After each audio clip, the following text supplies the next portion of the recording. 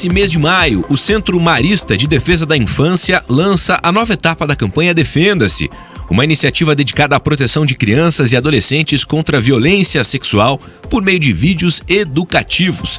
São vários vídeos, é um conteúdo voltado para a garotada e também para que pais, educadores, todos possam beber dessa fonte, né? E trabalhar no campo da prevenção. E para falar sobre a importância dessa campanha, educação digital, autodefesa e o papel de todos nós na proteção infantil, a gente recebe aqui no estúdio a Cecília Landarim Heleno, analista do Centro Marista de Defesa da Infância e responsável pela campanha Defenda-se. Cecília, bem-vinda, bom dia. Bom dia, obrigada. Em nome do Centro Marista de Defesa da Infância, a gente agradece o convite por falar de uma pauta, para falar de uma pauta que é tão importante pra gente. Chegamos a mais uma etapa, mais uma campanha, e é bacana observar, né, que a cada ano o conteúdo segue sendo disponibilizado e mais jovens, mais professores, mais pais têm acesso. Quando escutam falar, defenda-se, opa, eu preciso entender o que é esse material. Qual a avaliação que vocês fazem aí e onde querem chegar nesse ano? A gente sempre quer falar com o máximo de educadores e crianças possível, então a gente tem uma frente coordenada de várias ações de sensibilização da sociedade, de educadores, como você disse, de instituições de educação. A gente está no Centro Marista de Defesa da Infância, mas o material é aberto, né, a qualquer pessoa que queira acessar. Então, a nossa intenção é sempre atingir o maior número de pessoas possível e que a gente possa fortalecer as crianças nessa questão da autodefesa e os educadores para se prepararem melhor, né? Então, o objetivo é sempre falar com mais gente, né? A gente, inclusive, para quem está nos acompanhando pelo YouTube, dá para ver algumas imagens, né, desses vídeos educativos que são trabalhados junto com professores, com as crianças, os pais podem mostrar para os filhos, e é aquela história, às vezes navegando pelo YouTubezão da vida, tem muita porcaria, coisa que não pode. E o objetivo é mostrar vídeos que promovam aí uma reflexão, né, uma orientação. Qualquer informação, conhecimento nunca é demais. E o Defenda-se vai nessa linha também. A gente sempre, desde que a gente surgiu em 2014, a gente tem a intenção de promover um conteúdo de qualidade, né? E hoje a gente vive num mundo com acesso digital, né, como um direito, inclusive, fundamental das crianças e dos adolescentes. No entanto, a gente tem na internet também uma potência de alto risco, né, para as crianças. E a nossa ideia, então, é preparar todo mundo não só para falar da prevenção à violência sexual, que é o nosso tema principal, e aqui entendendo que falar de prevenção à violência sexual é falar de reconhecimento de sentimentos, noções de privacidade, noções de intimidade, mas também para uma educação digital, né? A gente vem falando disso desde 2022, então como é que as crianças atingem um nível de autonomia progressiva para lidar com isso também? Não é uma terra sem lei, né? Por mais que muitos pais não monitorem ou até manifestem o desejo e uma preocupação de saber o que os filhos estão acessando, mas na prática, no dia a dia, não é bem assim, né, Cecília? Não, é muito, muito difícil, né? A gente tem, no ambiente digital, eu gostaria até de dizer, né, assim, não é uma terra sem lei, no entanto, a gente não tem muita regulamentação para as plataformas, para as redes sociais, a gente não tem política pública de educação digital, então existe essa responsabilidade sim, tanto das plataformas, você não tem como controlar o que o algoritmo, por exemplo, entrega para as crianças e para os adolescentes. Tem classificação indicativa, mas via de regra ela não é respeitada, ou muitas vezes ela não é respeitada, e a gente precisa olhar para isso. E os pais, com esse desejo de controle, isso é interessante, o acompanhamento é fundamental, o acompanhamento parental, o acompanhamento dos responsáveis, mas o controle, ele é humanamente impossível, né? A gente tem dados que mostram, por exemplo, que os pais, as crianças, mais de 80% das crianças têm acesso à internet, né? 90% têm acesso à internet, dados da TIC Kids de crianças de 9 a 17 anos. Mas só 45% delas sabem, por exemplo, colocar um perfil privado em rede social. Então, a gente tem um grandíssimo risco e uma tentativa de controle que vai ser ineficaz se a gente não tiver o diálogo, né? A nossa principal ferramenta de trabalho vai ter que ser o diálogo. Porque a gente sempre compara na campanha Defenda-se a internet como qualquer outro ambiente, como uma praça, por exemplo. Você não consegue controlar todo mundo, o que seu filho fala com todo mundo, o que as pessoas dizem pro seu filho em qualquer ambiente. Na internet não vai ser diferente, não tem como controlar tudo. Agora tem como orientar, promover um diálogo mais assertivo nesse sentido e promover uma educação digital. E esse ambiente seguro tem que ser criado dentro de casa. E essa educação, né, essa prevenção através e por meio da campanha Defenda-se, isso ocorre por meio de vídeos. Inclusive a gente está acompanhando alguns vídeos, pedi para o Tarcísio já colocar, talvez do início, para que a gente consiga perceber de que maneira é essa educação, como esse conteúdo é passado para essa garotada. Vamos lá, vamos acompanhar um trechinho do vídeo. Em uma sala de estar, uma menina de pele negra e cabelos pretos está sentada. Ela se levanta. Ao fundo, uma mulher da mesma aparência. A mulher franze as sobrancelhas. Em um quarto, sentada, a menina fecha os olhos.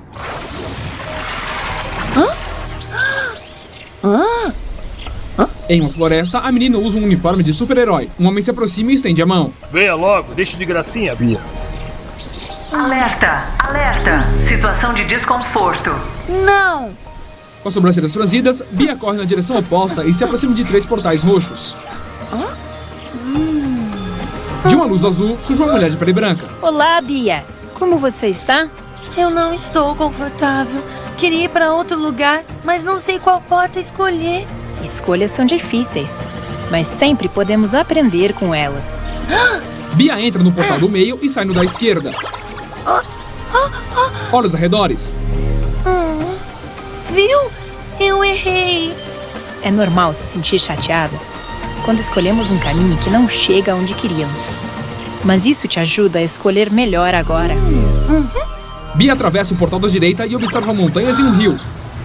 E o bacana, Cecília, que a gente acompanhou no vídeo, é essa preocupação com a acessibilidade, audiodescrição, né? Ou seja, é até interessante para quem tá no carro e não consegue ver a imagem, ouve essa narração, ou seja, há essa preocupação para que seja acessível, para que todos possam enxergar esse conteúdo, mas não apenas enxergar com os olhos, para quem tem essa questão da limitação, e que não pode ser uma limitação, ou seja, esse conteúdo ele transcende e pode sim chegar ao acesso de todos. Agora, o que eu queria te perguntar é o seguinte: quando a gente fala sobre essa violência online, os riscos que isso está por aí e de que maneira trabalhar essa educação. Educadores, isso está ainda distante da nossa educação pública, quando a gente fala em escolas públicas, nesse ensino fundamental, ou isso já acontece e de que maneira essa expertise ou essa oportunidade que vocês estão oferecendo, trazendo esse conteúdo para ser compartilhado, muitos educadores também podem beber dessa fonte. Com certeza os educadores podem, esse é o intuito do material. Então quando a gente lança o vídeo Autodefesa e Segurança Online, esse que a gente viu aí é o Peça Ajuda, mas quando a gente lança o Autodefesa e Segurança Online, que é o 14º vídeo que a gente lança com um e-book, inclusive, né, acompanhando o vídeo, com 5 mensagens principais. Então a gente vai falar de grooming, que é quando um adulto se passa por uma criança como estratégia de aproximação. A gente vai falar da importância do brincar fora das telas, do respeito à faixa etária. Então a gente vai falar de uma série de coisas, e esse e-book tem a função de subsidiar os educadores. Então, esse é um primeiro ponto, né? A gente tem como trabalhar com essas questões. Além dos nossos materiais, a gente tem no Práticas Educativas, que é um outro material que a gente produziu, indicações de como trabalhar com isso. Então, tem roteiro de atividade e tem indicação de outras organizações que trabalham com isso. Então, você tem a SaferNet, que é a principal referência no Brasil hoje para isso. Tem diversos cursos para educadores. Então, quando você me pergunta assim, isso está na nossa educação, está muito distante? Isso com certeza faz parte daquilo que a gente trabalha, deveria trabalhar, né, no desenvolvimento humano, levando em conta o contexto. Se a gente não tivesse esse tema tão presente nas salas de aula, a gente não teria a questão da proibição dos celulares nas escolas, por exemplo. Então, a gente tem uma pauta em questão e a gente precisa trabalhar com ela nesse sentido de educação digital, porque as crianças acessam, né? E a gente tem aí mais de 90% das crianças acessando o celular como a principal meio, e mais de 70% dos pais dizendo dizendo, por exemplo, que não acompanha o acesso em rede social. Então, a gente tem uma discrepância e a gente vai ter que trabalhar isso em algum lugar. A gente precisa trabalhar em todos os lugares, na verdade, né? E na política pública a gente não tem ainda, infelizmente, um direcionamento para isso. Agora, a gente tem indicação, por exemplo, de uma lei de 2024 que vai falar da parentalidade positiva. E essa é a nossa defesa. O que é a parentalidade positiva? A ideia de que você pode educar as crianças num ambiente seguro e que o Estado precisa fornecer mecanismos para isso. Num ambiente seguro, sem violência. E esse é o principal trabalho que a gente precisa fazer em casa para ter essa abertura de diálogo. Então, o que a gente pode fazer em casa? A gente precisa estabelecer um canal de diálogo seguro. A gente precisa olhar para a faixa etária, para a classificação indicativa das redes sociais, dos aplicativos, dos filmes, dos vídeos. As crianças conseguem fazer isso. Eu tenho uma filha de 7 anos, ela consegue ver se a classificação é livre ou se é mais 13. Ela me fala isso. Então, esse tipo de coisa precisa ser ensinado. Olha, a gente vai assistir o que é próprio para sua idade. Você vai olhar antes de clicar aqui. Se aparecer alguma coisa, você pode me falar. E as crianças precisam saber, e aí no Peça Ajuda a gente trabalha muito isso, que essa via de diálogo ela é segura, né? Que eu não vou sofrer uma retaliação, que eu não vou ser punido por falar, porque essa é a arma utilizada pela pessoa que tá, pelo abusador ou pela pessoa que está se aproximando da criança. Ela diz, olha, é minha palavra contra a sua, eles vão acreditar em mim, não em você. Se você falar, eu conto pra sua mãe que você também me procurou. E aí, isso vai criando um mecanismo de chantagem ali, que a criança não consegue sair. A criança ou o adolescente, entendendo aqui, né? Não consegue sair. Então, essa via de diálogo precisa estar aberta. Pra criança saber que ela pode pedir ajuda. A qualquer momento que ela se sinta desconfortável. A gente tem um dado, me alongando um pouco, mas a gente tem um dado que diz que 29% das crianças entre 9 e 17 anos entende, né? Já passou por alguma situação ofensiva, se sentiu desconfortável em alguma coisa na internet. Os pais acreditam, por outro lado, que só 8% das crianças, só 8% dos pais acreditam que as crianças passaram por isso. Então, quer dizer, a gente tem uma diferença de percepção de que aquele é um ambiente seguro para o meu filho, e o meu filho. E aí as crianças, por outro lado, 42% deles contaram para um adulto de confiança, desses que passaram. E o restante ou falou para os pares ou não falou para ninguém. Então, qual é o ambiente seguro que a gente está criando para que eles possam falar, olha, aconteceu tal coisa e eu me senti desconfortável com isso, eu me senti ofendido. E aí a gente está falando de um mundo de coisas, cyberbullying, violência sexual. A gente pensa, na internet não vai ter violência sexual, mas violência sexual também acontece sem o toque físico, né? Então a gente já viu essa pauta várias vezes em vários programas e tal. Então é isso. Então a gente precisa ter esse ambiente seguro para que as crianças possam falar. Eu acho que essa é a principal ferramenta.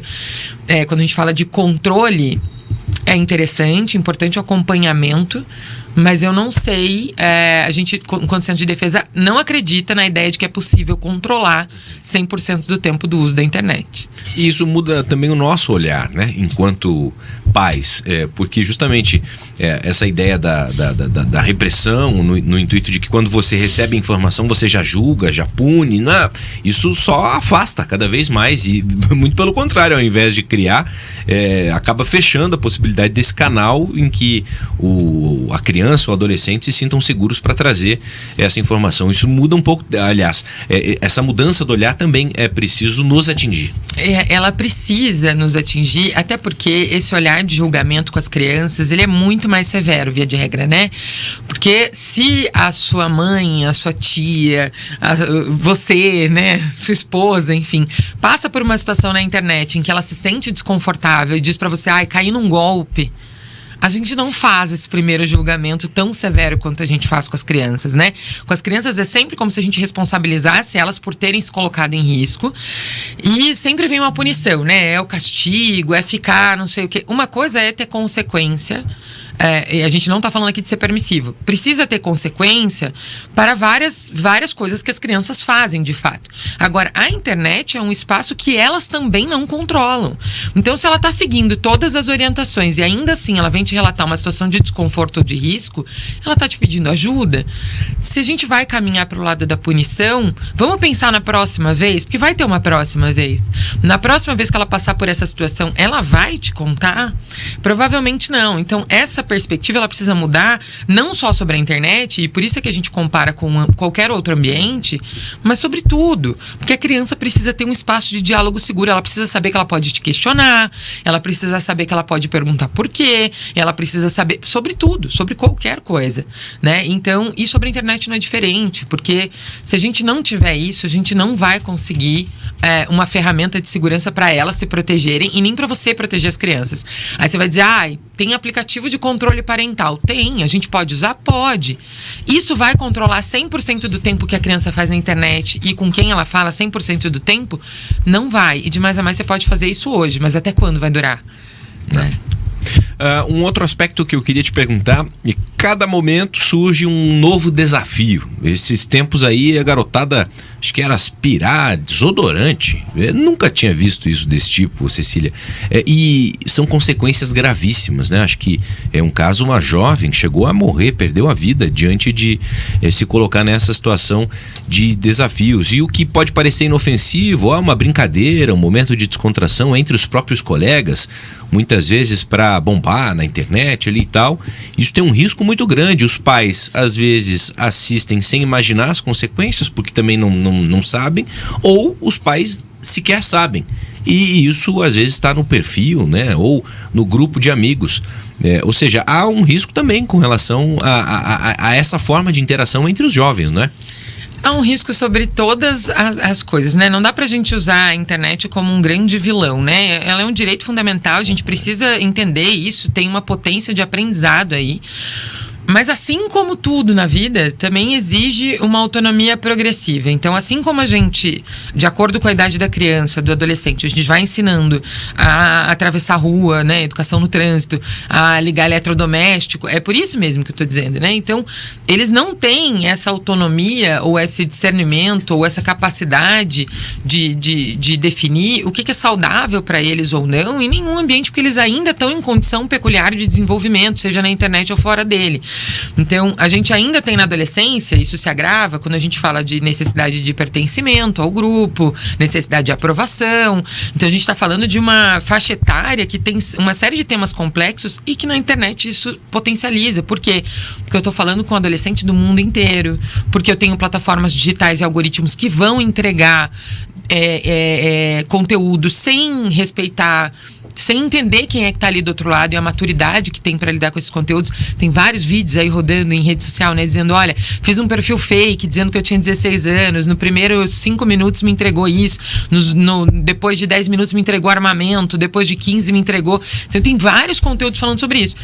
Esses desafios são isso, né? Eles são qual é a maturidade que esse adolescente, a gente chama crianças e adolescentes hoje de nativos digitais, mas o que eles são é uma geração de pessoas que nasceu já em contato com a internet, mas que continua sem maturidade para lidar com aquilo tudo que vem, porque o acesso as coisas boas é enorme, mas tem um acesso a qualquer coisa ali, na mão.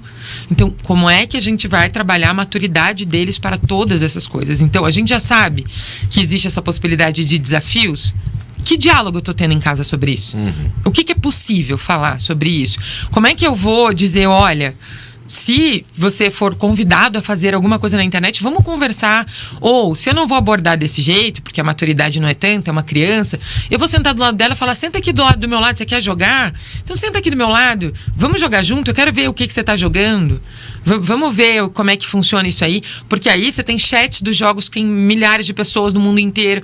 Então, é isso, a gente precisa se aproximar e viver aquilo também com a criança pra gente entender o que é isso, porque a maioria de nós nem entende como é que esses desafios chegam.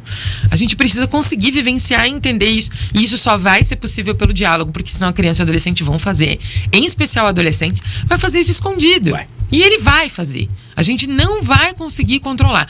Porque não é pelo celular que você tem o controle parental, vai ser pelo celular do amigo, vai ser pelo computador de não sei quem. Então, a gente não vai conseguir. A gente vai ter que abrir esse diálogo para poder fazer isso ser possível. Sem dúvida. Agora, 10h51, Cecília, já caminhando para o final da nossa entrevista, do nosso bate-papo, como que, você inclusive já comentou, né, que esse conteúdo, esse material da campanha Defenda-se, tudo está disponível para as pessoas, é pela internet, é através do YouTube, no caso do e-book, precisa fazer contato, um cadastro para receber, como é que funciona isso e de que maneira vocês pretendem alcançar cada vez mais pessoas, né, espectadores, e como isso está sendo trabalhado para esse ano? A gente tem na Defenda-se, todo ano a gente vai trabalhando nisso, né? Até 2019 a gente só produzia os vídeos para crianças. Então são 15 vídeos hoje e um deles só é para adulto. A gente vai criando uma série de materiais. Então hoje a gente tem para preparar os adultos, porque a gente entendeu que falar só com as crianças não é suficiente. As crianças identificam uma situação de violência, procuram a ajuda de um adulto e o adulto não consegue ajudar. Então a gente foi criando, nosso primeiro material que surgiu foi como acolher uma revelação espontânea de violência, ou seja, o que fazer quando uma criança te relata que ela está sendo vítima de violência. São 25 perguntas e respostas sobre o que saber antes, como me importar durante, o que fazer depois, e está lá disponível. Então, aonde que está? Defenda-c.com é um site, todos os materiais são gratuitos, é um site com todas essas possibilidades de acesso. A gente tem jogo online, vídeo para baixar, vídeo para assistir. Aí você falou da acessibilidade dos nossos vídeos. Tem libras, audiodescrição em inglês, espanhol, legenda. Os 2 últimos vídeos têm dublagem. Então, assim, a gente vai ampliando os mecanismos de acesso e vai criando outros materiais. Ano passado, a gente lançou um material que chama Práticas Educativas, também tudo isso no nosso site, defenda-c.com. O Práticas Educativas tem roteiro de atividades para trabalhar com crianças de 6 a 14 anos. Tem guia de referências, então tem lá indicação de livros, vídeos, filmes, sites para acessar com as crianças e para eu trabalhar sobre mais de 25 temas. Então, é isso. A gente vai criando materiais para que a gente possa preparar todo mundo para lidar com essas questões. E, em especial, sobre autodefesa e segurança online, tem o 14º vídeo que vem acompanhado de 2 e-books. Um que chama Subsídio e outro que chama Argumentário. Esses 2 e-books podem ser baixados no site. Tem uma parte que chama Baixa Aqui. E eles podem ser baixados no nosso site diretamente também, gratuitamente. E também tem no YouTube a nossa playlist, dentro da playlist do Grupo Marista, tem a playlist da Defenda-se, a gente pode assistir direto os vídeos. Aí, eu conversei agora com a Cecília Landarim Heleno, analista do Centro Marista de Defesa da Infância, falando sobre a campanha Defenda-se, né? Lançada em 2012. Isso? 2014, pelo Grupo Marista, e é uma importante ferramenta para trabalhar essa questão, né, de combate à violência sexual por meio de vídeos educativos. Cecília, obrigado pelo papo. Obrigada, eu que agradeço. Seguimos sempre à disposição e você, claro, pode procurar também o Centro Marista de Defesa da Infância, né? Justamente para ter acesso a esse conteúdo. Defenda-c.com.br. Obrigado, Cecília. 10h54.